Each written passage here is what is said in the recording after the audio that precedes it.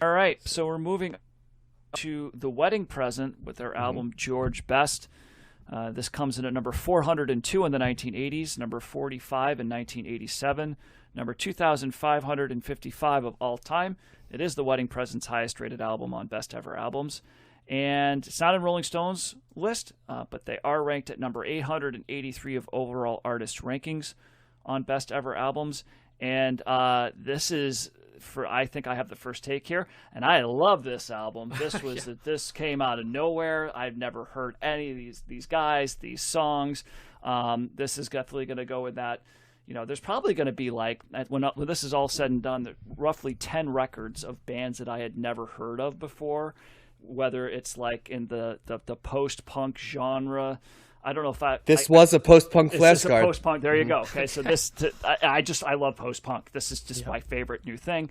And it just starts right off. This is a fast record. This is like it's a standard rock. It's got punk elements to it. Regular punk and post punk, I guess you could say, but it's a very fast. A lot of the songs are all just strumming, lots of of strumming of the guitar, kind of rapid playing there, upbeat, catchy. It's weird. I would say quasi jangle guitar. It's more of like a distorted jangle guitar. It's definitely there, but it's a lo-fi production style that kind of muffles some of that stuff out. But there's definitely some of that jangle guitar elements that are there. It's kind of sounds indie rock.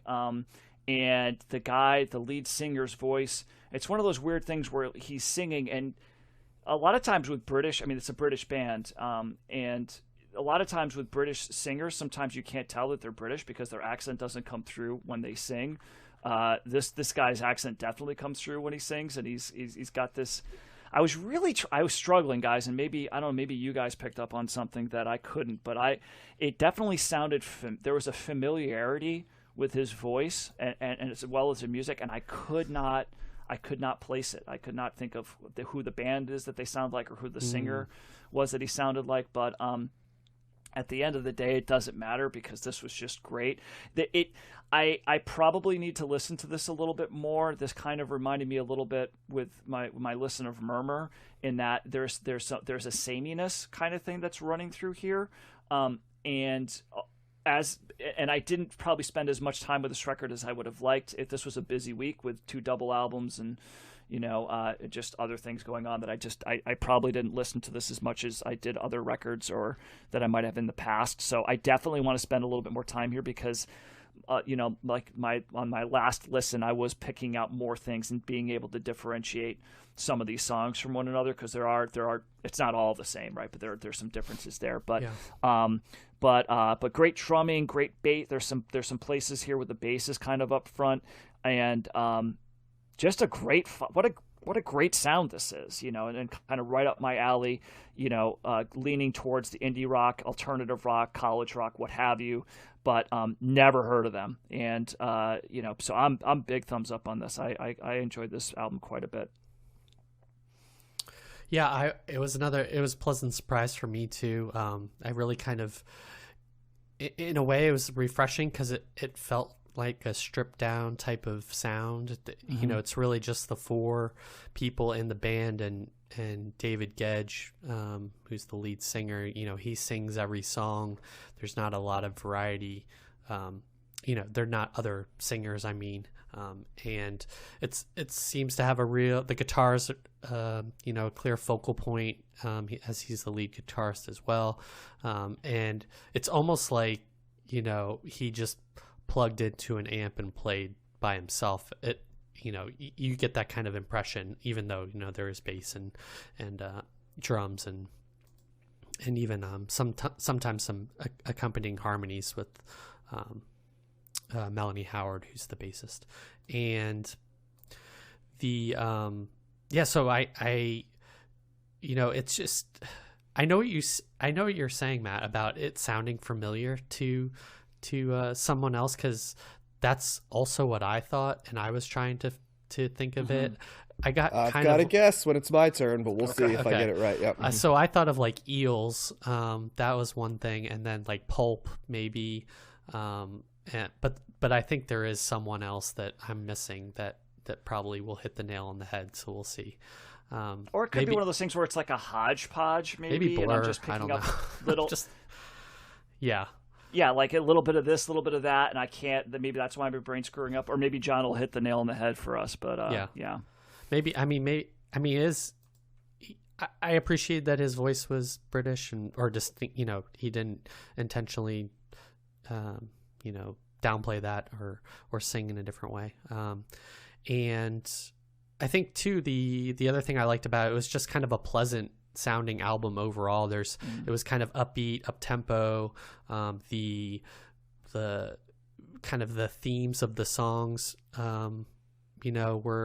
were light and didn't take themselves too seriously. A song like Shatner, which had some pretty funny lyrics, and I can imagine. And I can imagine that a lot of bands are probably influenced by this band on some way, just because they are so,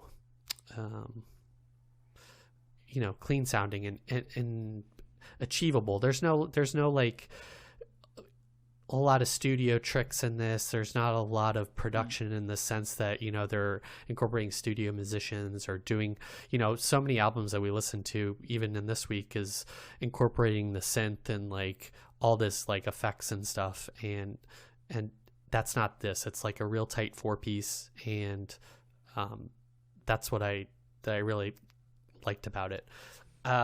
Despite the album being short, I do think kind of the lead singer, being the only lead singer, was a little double-edged sword for me. Towards the end, I kind of felt like I needed another voice in there. I was hoping maybe there'd be more harmonizing or the other singer would come in more, but that was kind of just a minor drawback for me. So yeah, thumbs up for me though.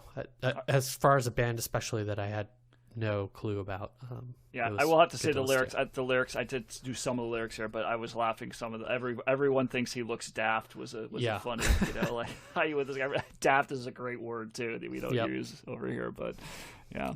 John, who's the band? Who are we missing? Yeah. Well, no, I would say it's first of all. Let me say I really like this album too. I did that, as you guys both often say, and I always laugh at. I did not have a relationship with this band before the podcast. It's something Zero you guys say a lot, relationship. and I don't think I've ever said that before. But I'm gonna do my first time saying that. But no, I did not have it, and I definitely enjoyed this. And as I was listening, I was laughing because I said I could tell you how this is gonna play out.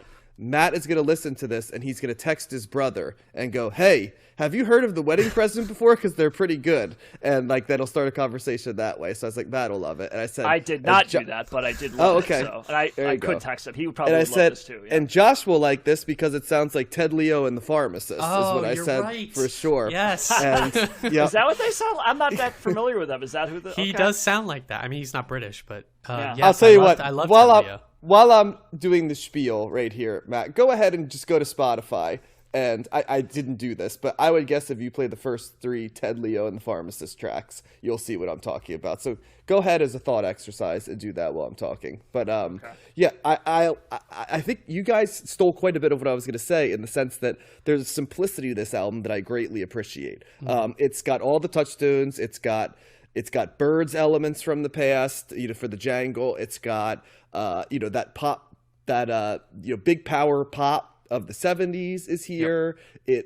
It has elements of what would come in the 90s. It doesn't sound the same as this, but it's got sort of the same lane that like Superchunk and Gin Blossoms and those type bands, like the jangly type bands, are in. It even has a little of like when Vampire Weekend isn't too masturbatory, like like what they can sound like at times. It's got a lot. It's got a lot of those things. There's the Britishness. Although I think, are they from Northern Ireland maybe, or are they British or? George Best is from Northern Ireland. Okay, yeah. I'm just trying to figure out if they're formed English in or Leeds. It says. Okay, so they're English. Okay, yeah. So, but yeah, there's an Englishness to their. I was going to say the UK, English. but yep. The Englishness to them. That's present, and I like that. Sometimes it gives it like an added character to the tracks. There's humor in the lyrics, and yeah, I mean this one was just such a pleasant listen because I know you said sameness, Matt, but I didn't feel it was samey. I mean the template was the same, And maybe it was because we listened to a lot of stuff that was experimenting a little bit more in genre hopping this week that it might have sounded more samey than it is. But I just appreciated the fact that I was just hit with, between 12 to 14 really tight, solid pop songs. Yeah. That didn't try to overthink themselves. They're just pleasant. And yeah, I like my favorite. The first two songs are probably my favorite on the album. Everyone Thinks He Looks Daft and What Did Your Last Servant Die Of, which made me laugh as a song. That's like right up there in the Morrissey's greatest hits in terms of like song titles, right? But that's there. But there were gems throughout. Josh mentioned Shatner, which I enjoyed.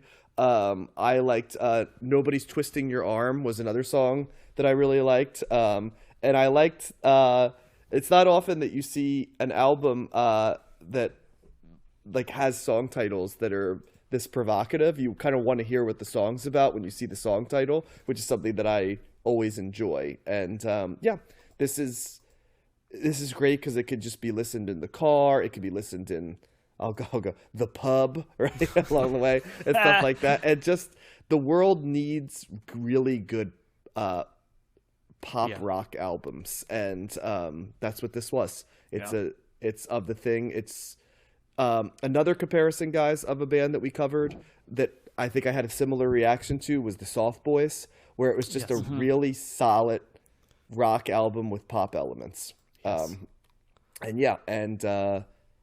don't even want to minimize by calling it a palate cleanser because I didn't necessarily need my palate cleansed, but it just was it was just nice to put something on and for roughly 35 minutes to just be entertained. And the re-listenability is incredibly high of this album. So I'm a pretty strong thumbs up on this album. Yeah, Soft Boys is a good comparison. Still my number one cold listen of the decade so far. Nothing has topped that yet, but I agree. Just when something's done well like this and it kind of flies by, and some of the songs, ended, and I wanted them to keep going. That was always a good sign that it was good. Was Ted Leo what you were thinking of, Josh, or no? No, but I probably. I mean, that was one of my favorite bands for a long time, and his voice does sound very similar to that. Okay. So.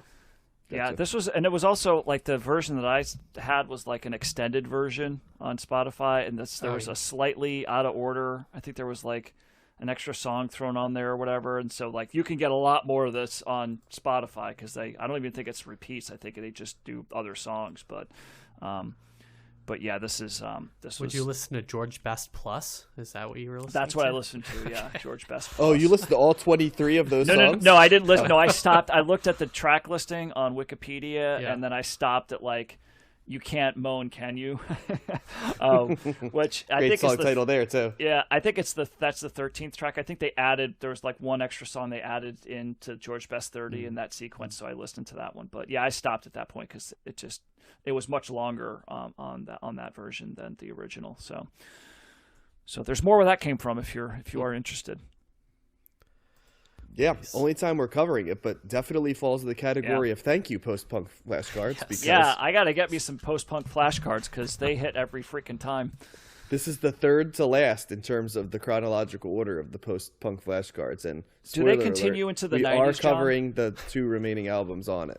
There's one album from the 90s, from January of 1990, and that's Violator by Depeche Mode. Okay. Oh, okay. So post-punk's mainly is pretty much an 80s genre. Is that fair to say? Late 70s and 80s is, yeah. Okay. It seems like the peak is between 77 and about 84-ish is where most of the post-punk flashcards are from, yeah. So it rules. It rules. So yeah.